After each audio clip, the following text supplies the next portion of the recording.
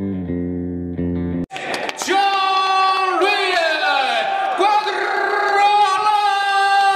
Casemiro!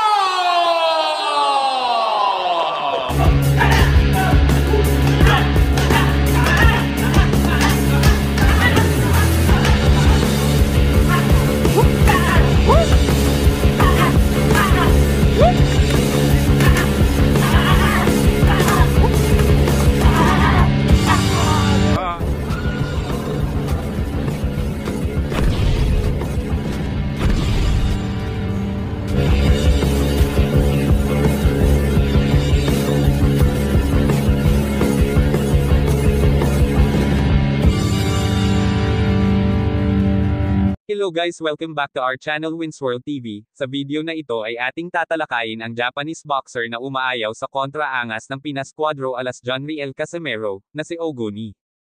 Na kahit hanggang sa ngayon ay hindi pa rin nagpapakita sa Japanese media at sa lahat ng social media platform sa Japan, dahil kasalukuyan siyang nagpapahinga sa natamo niyang pinsala sa laban niya sa tinaguriang angas ng Pinas former 3 World Division Champion at kasalukuyang hari ng WBO Global Super Bantamweight Champion si Cuadro alas John Riel Casemiro. Si Oguni ay ating napag-alaman na nasa hospital. Ayon sa ating mga source ay tila nagpapagaling nga umano dito si Oguni sa hospital dahil, pagkatapos ng laban niya kontra John Riel Casemiro ay bigla daw itong nahilo at tila namumutla dahilan sa pagdala sa kanya sa hospital.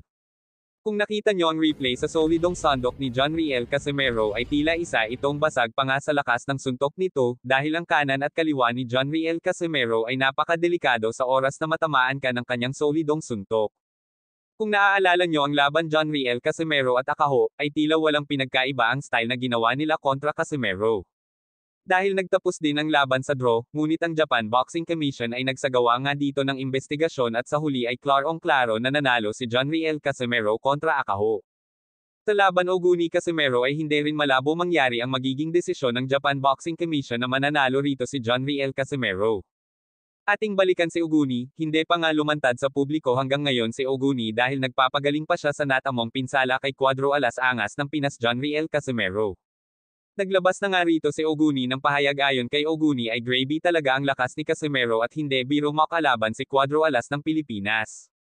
Hindi lang headbutt ang nagpaayaw dito kay Oguni sa laban, dahil ramdam niya ang hagupit ni Cuadro alas. Bago pa mangyari ang headbutt ay talagang iniinda na ni Oguni ang sakit ng mga suntok ni Casemiro.